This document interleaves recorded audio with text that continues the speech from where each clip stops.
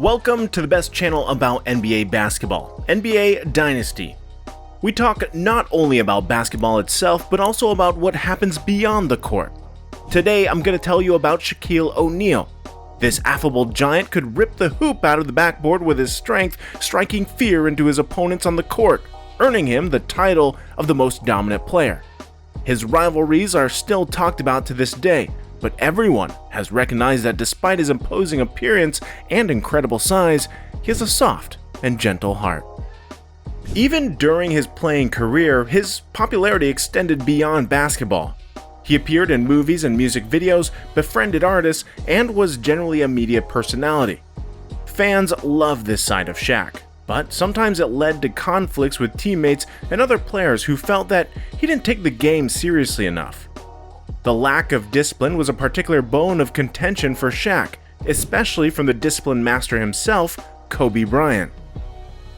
A technical question: who would Shaq be if he had your work ethic? He would be the greatest player of all time. He would be the greatest, and he knows that. I mean, this guy had a force that I've never seen before. It's insane. You know, guys that size, they're shy. They don't want to be tall, and this guy didn't care. He was mean, ornery, competitive, vengeful. I wish he had 12 damn rings. Wow, the Mamba knew how to compliment and critique simultaneously. Whatever anyone may say, Shaq only has 4 championship rings and one of the most illustrious careers. Although we'll have to start from the beginning to truly understand him. After all, much can be learned about a person by delving into their childhood.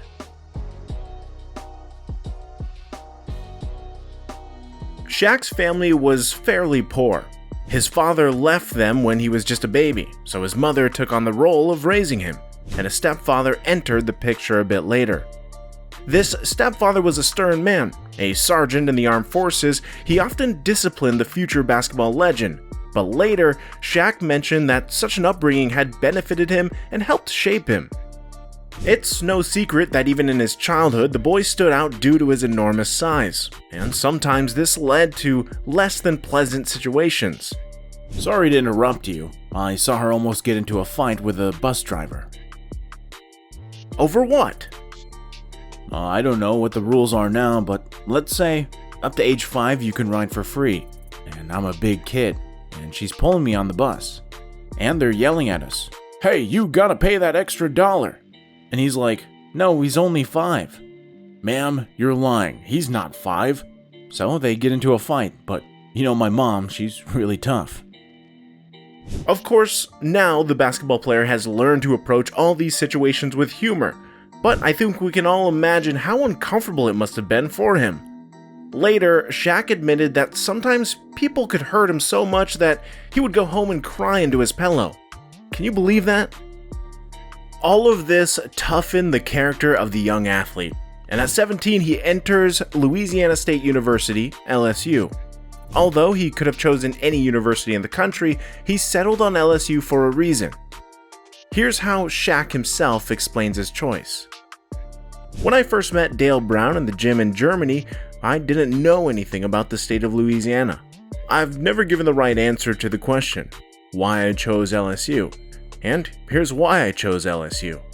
From 0 to 12, I was already a terrible basketball player. I was told many times that I could do anything, but I would still end up in the army like my dad.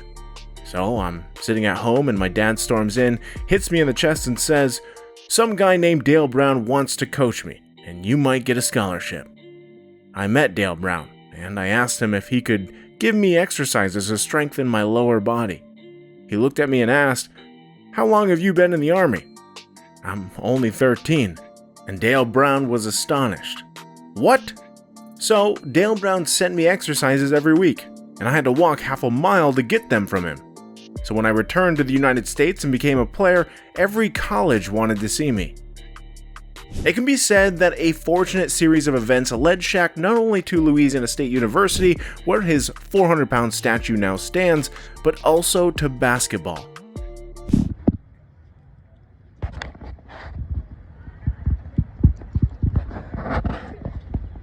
Shaq O'Neal. This is on LSU campus, Louisiana State University.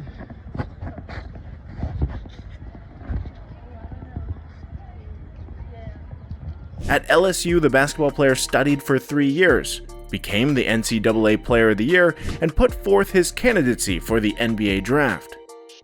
With the first pick in the 1992 NBA draft, the Orlando Magic selects Shaq O'Neal from Louisiana State University.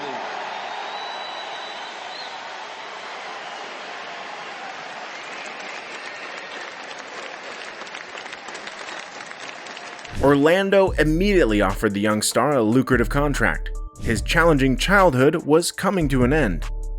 Over his 4 years in Orlando, Shaq managed to lift the team from the bottom of the standings to the Eastern Conference Finals. However, he couldn't make it to the finals, as the 90s were the era of the Bulls and Jordan. Nonetheless, he collected various individual awards. He was named Rookie of the Year, immediately selected for the All-Star Game, and became part of various NBA teams. In 1996, he also helped the national team win a gold medal at the Olympics. It was clear that there was no further progress to be made in Orlando. The team had reached its ceiling with an Eastern Conference Finals appearance, and Shaq was eager to try himself as a free agent. The young player was immediately attracted by the Lakers' lucrative contract and the opportunity to be in Hollywood. Although the team didn't have high ambitions, they managed to acquire Shaq and draft Kobe Bryant, who together would form the core of a future championship team. The team immediately made it to the playoffs, but they couldn't progress beyond the second round until the great Phil Jackson joined.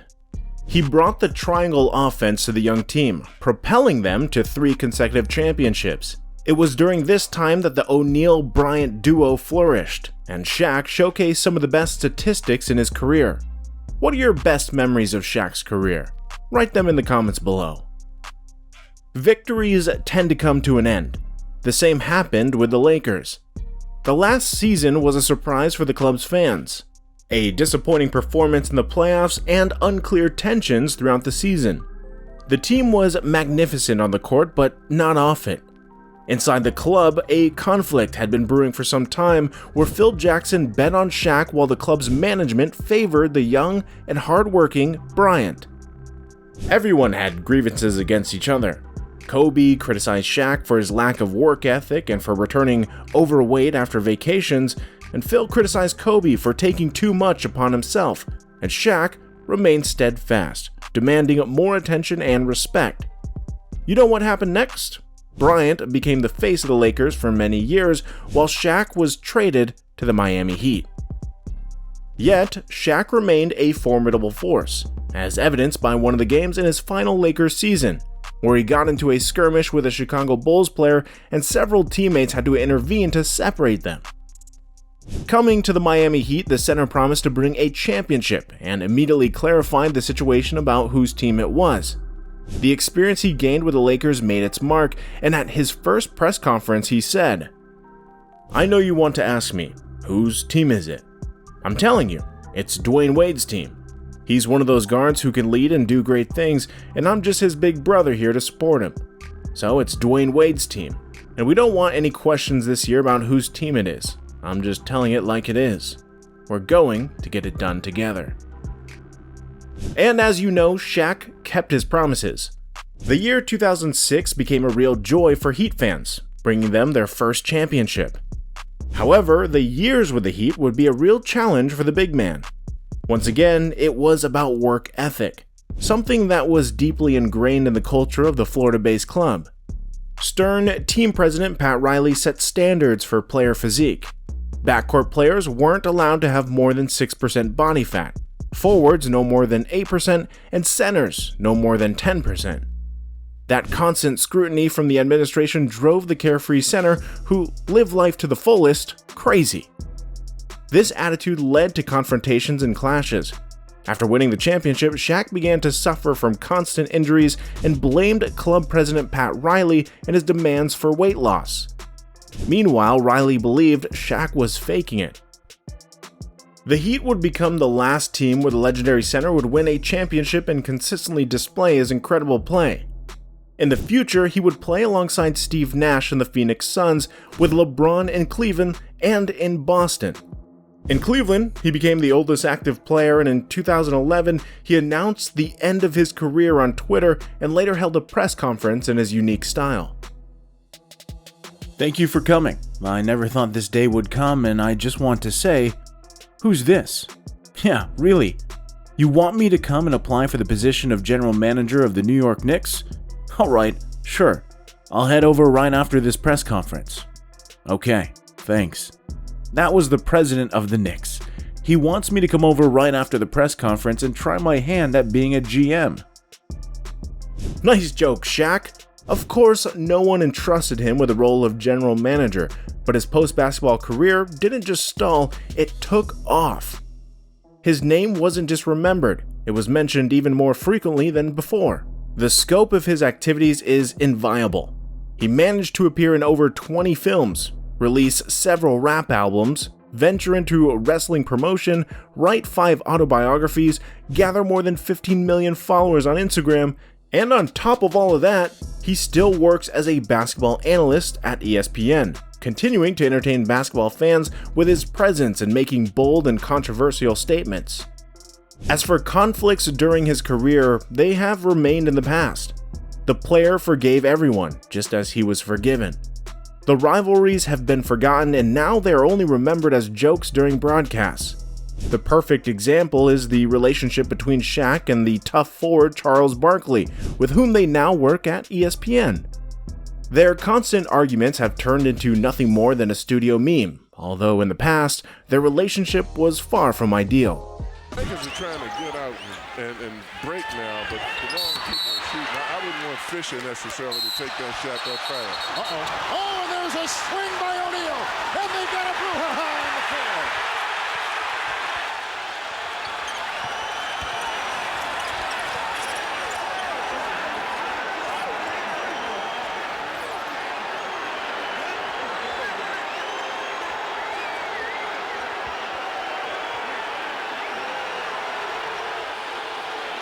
Somebody swung,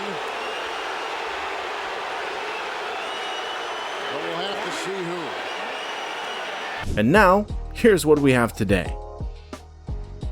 As you've understood, Shaq's career has always been fascinating. He captures attention not only on the basketball court, but also beyond it. His sense of humor keeps us amused, just as his past performance did. Subscribe to us and stay tuned for new episodes. We have much more to tell you. This was the best channel about NBA basketball, NBA Dynasty. See you soon.